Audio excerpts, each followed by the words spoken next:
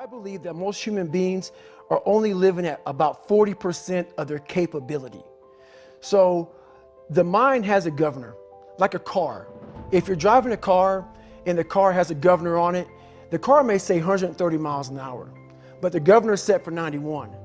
Once that governor sets in, you get to 91, that car starts doing this.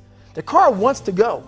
The car wants to go, but that factory said, we're not going past 91. We have a factory, a nice governor in our brain, and it's a survival mechanism. It protects us from pain and suffering. The second we feel that, our mind says, oh no, this isn't fun. We should back off. We should sit down, find something more comfortable. And there's something about the mind. The mind has the tactical advantage over you at all times. At all times of your life, the mind has a tactical advantage over you. Why is that? It knows what you're afraid of. It knows your insecurities. It knows your deep, dark lies. And it starts to push you away from that. It pushes you in a direction that is comfortable. The mind controls everything. So what I realized was that when I was growing up and I was 300 pounds and I got all fat and I got all insecure, I realized that my mind kept taking me in this direction. When things got uncomfortable for me, when I was facing my insecurities, I was facing my fears, my mind said, oh no, we have a tactical advantage. We need to get you, separate you from this feeling over here. Life's all about feelings. We want the happy feeling. We don't want that feeling of this sucks. Why am I here? And you don't have any, so you can't answer those questions, so you leave.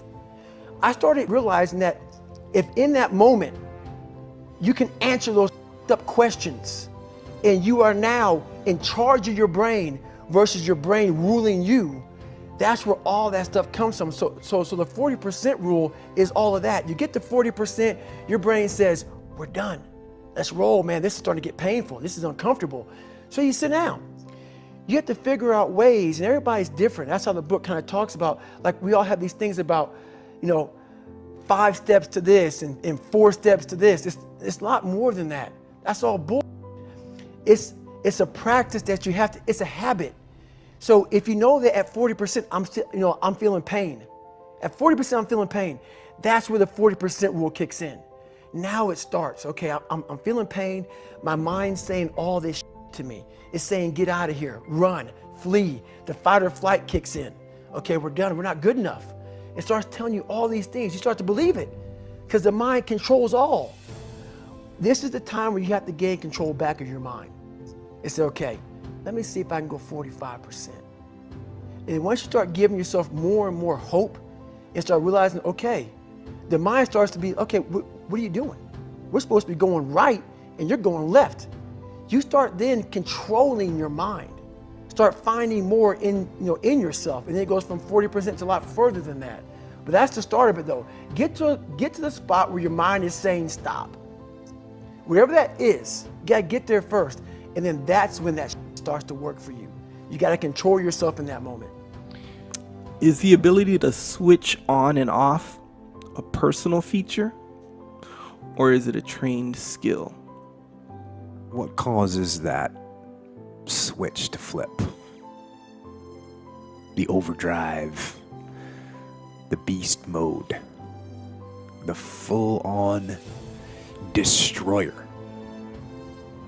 that will not stop. I think it's actually, it is something that's learned, I think. And I think it's a hard lesson. I don't think everyone gets it. And I think some people go through life without ever getting it. And I'll tell you, it's an important lesson. It's a critical lesson. It's a thing that allows you to go the extra distance, to dig just a little bit deeper and push a little harder, to get after it. And like many other things in life, there's a dichotomy, because it actually takes, in my opinion, 2 opposing forces to bring it to life. It takes both emotion and logic for you to reach your maximum potential, to really give everything you have and go beyond your limits. Because both emotion and logic they're going to reach their limitations. And when one fails, you need to rely on the other one. So when it doesn't make sense, logical sense to go on, that's when you got to use your emotion. That's when you got to use that anger, that frustration, that fear to push yourself harder, to push yourself to say, I don't stop.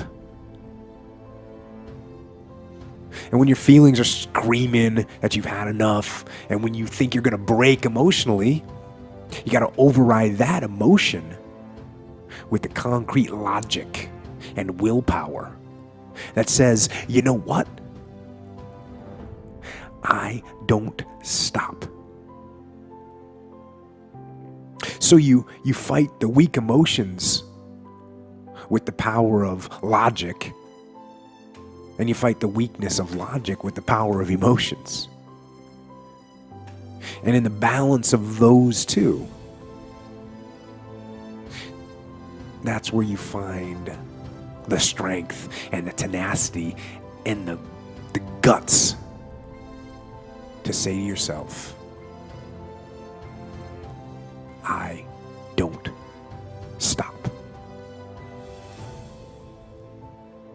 And you won't.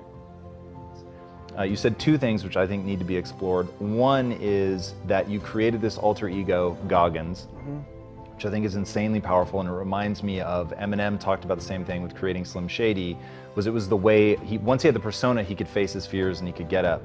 And then the other thing was, you said you need to shut the fuck up and listen. But talking about just to yourself, like not to try to get a distraction, not social media, not TV, nothing. Like go in a room by yourself and really listen. How do those two things, the creation of the alter ego and that listening to the sort of dark, hateful things that you're probably saying to yourself, how do those work together? So a lot of people can live with themselves. That's the first thing. A lot of people can live with themselves, look in the mirror and say, I'm okay with being afraid. I'm okay with going on this easy highway over here. The easy highway has all these signs and directions how to get somewhere. And you have to first be uncomfortable with how you feel about yourself. With that voice that a lot of us like to run away from. We all have it. We all have that voice that's saying, hey man, you know, you're kind of wimping out right now. You're kind of being a little punk right now. But a lot of us say, okay, that's okay. It's okay to tell these little white lies to ourselves. So we first have to face the real you. The real me is David Goggins. The real me is a guy looking at you right now saying, I don't want to be on this show right now because I used to stutter as a kid. And I'm afraid of that.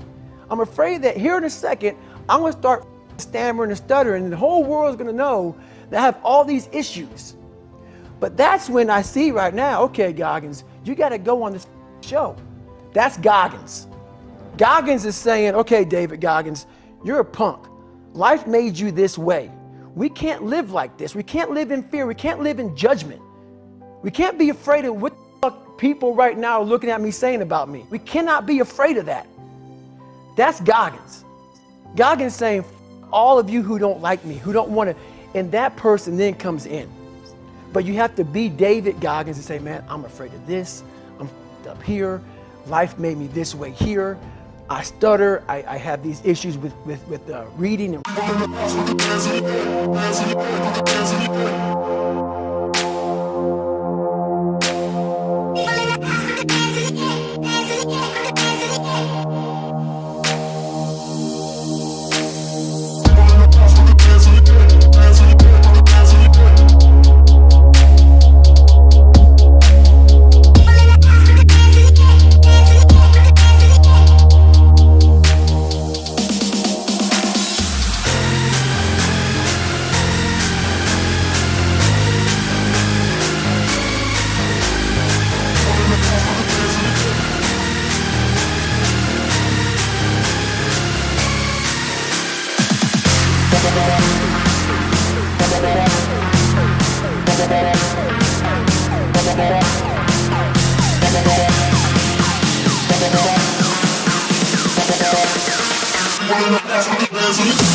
We'll be right back.